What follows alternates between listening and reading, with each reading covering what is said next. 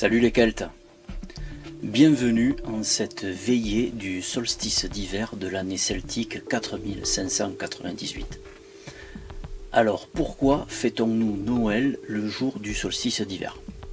Eh bien pour saisir le sens de ce moment, il faut comprendre que le solstice d'hiver, tout comme celui d'été, est un culte solaire. Le solstice d'hiver correspond à la nuit la plus longue de l'année, c'est donc la renaissance du soleil au moment le plus obscur de l'année que nous fêtons ce soir. Solstice vient du latin sol, solis, qui veut dire soleil, et du verbe stare, qui veut dire s'arrêter. Le solstice d'hiver, c'est donc le soleil qui s'arrête. Alors évidemment, il ne s'arrête pas vraiment, sinon nous serions dans de beaux draps. Ce sont juste ces horaires de lever et de coucher qui ne varient pas pendant 3 jours, tout comme au solstice d'été. Ce néologisme est le même depuis le 1er siècle avant Jésus-Christ, et nous le devons à Pline l'Ancien. Le solstice d'hiver est pour nous, païens, ce qui reste de plus intact de la tradition européenne. Les origines de ce culte sont ancestrales et ont su traverser les temps grâce aux efforts de nos pères à préserver ces coutumes à travers les âges. Pourtant, quand on ouvre un dictionnaire et que l'on cherche Noël, on trouve Noël du latin natalis dies, natalis comme naissance et dies comme jour. Donc cela se traduit par jour de naissance. Et comme nous sommes tous en quelque sorte esclaves de la pensée dominante depuis des siècles, nous traduisons donc par jour de naissance de l'enfant Jésus. Mais il ne suffit pas de lire un dictionnaire pour comprendre Noël. Pour comprendre cet instant, il faut lever les yeux et contempler les étoiles pour comprendre de quelle naissance ou de quelle renaissance parle-t-on ce jour. En effet, pour contrecarrer la pensée dominante, il n'y a aucune preuve que Jésus-Christ soit né un 25 décembre. Aucune. Aucun évangile, aucun écrit ne relate cela.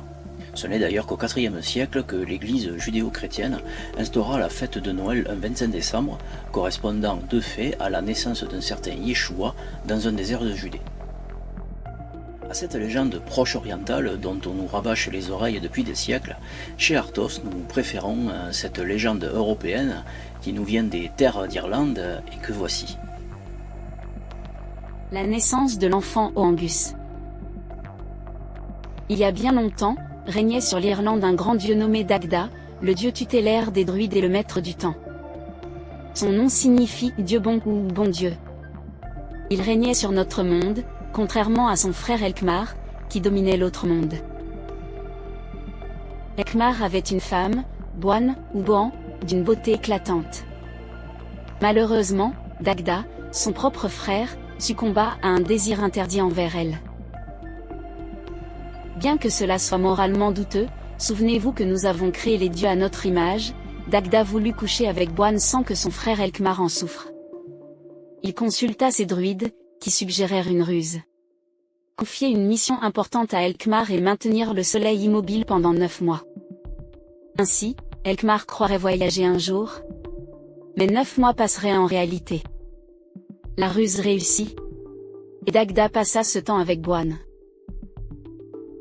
Lorsqu'Elkmar revint, Boan donna naissance à un enfant lumineux, baptisé Oangus. Après l'accouchement, Boan se purifia à la source de ce guet, une source de vérité appartenant à Elkmar et gardée par 3 druides. La source révéla l'adultère de Boan, qui fut puni par 3 vagues, blessant son œil, sa main et sa cuisse. Pour échapper à la source, Boan courut à travers l'Irlande, formant le fleuve Boan dans sa course. Le tumulus de Newgrange, supposé lieu de naissance d'Oangus, est appelé la crèche d'Oangus. Boan atteignit finalement les rives de la mer, où elle mourut, laissant son fils Oangus orphelin. Alors que comprendre de cette légende? Eh bien Dagda est le dieu de ce monde. En réalité, il est la personnification du ciel étoilé de l'hémisphère nord. Son frère, Elkmar, est quant à lui le dieu de l'autre monde, le dieu de l'hémisphère sud. Ce que la tradition celtique veut nous faire comprendre, c'est que l'hémisphère nord et l'hémisphère sud sont ici des frères. Maintenant, parlons un peu de la boïne. Boan vient du celtique bovinda, qui signifie vache blanche. Elle est ici la personnification de la Voie lactée. La Voie lactée, vous le savez, c'est la tranche de notre galaxie que nous voyons dans le ciel.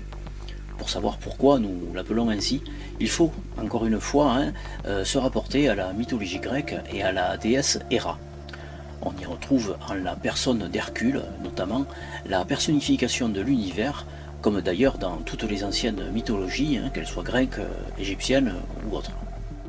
Enfin, Oengus, l'enfant adultérin, tout comme Jésus d'ailleurs étrangement, n'est autre que la personnification du jeune soleil.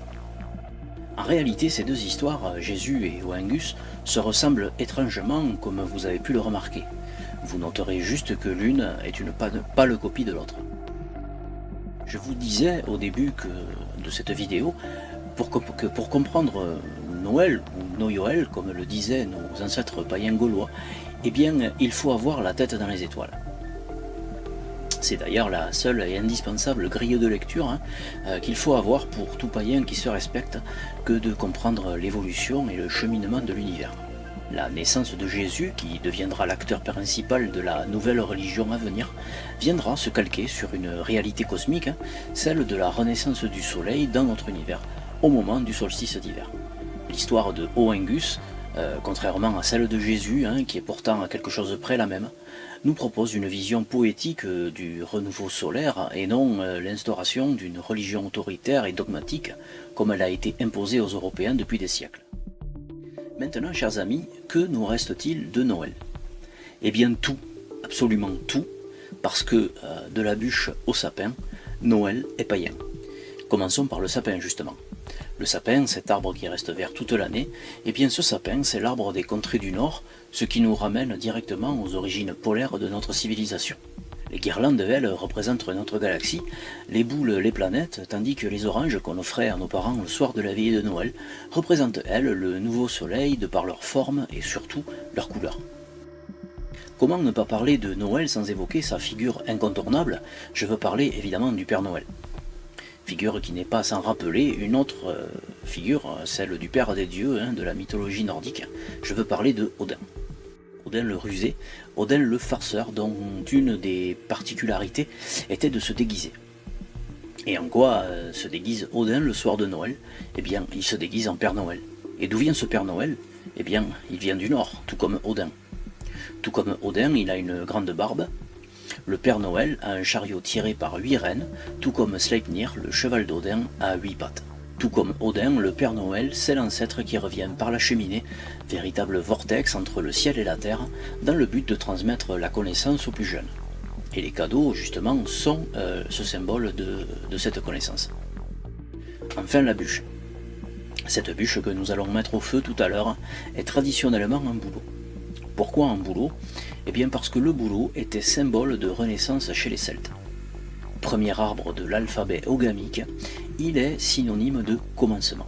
Quoi de plus logique comme symbole pour représenter ce nouveau soleil, cette nouvelle lumière, et nous l'espérons tous en ces temps obscurs, de nouveaux départs pour l'Europe et les Européens, défenseurs de leur tradition. Vous voyez, chers amis, des mythes irlandais en passant par le sapin, la bûche et le Père Noël, rien, absolument rien de cette fête n'a une origine chrétienne. Par conséquent, nous n'avons pas besoin de faire beaucoup d'efforts pour nous réapproprier ce culte, puisqu'il est toujours présent dans le cœur des Européens, sans même qu'ils aient conscience pour certains que c'est un culte païen qu'ils célèbrent en famille le soir du 24 décembre. Alors savourez cette joie immense de voir la tradition européenne l'emporter sur les légendes du désert. Profitez bien de ce moment unique sous l'œil bienveillant du Père Odin.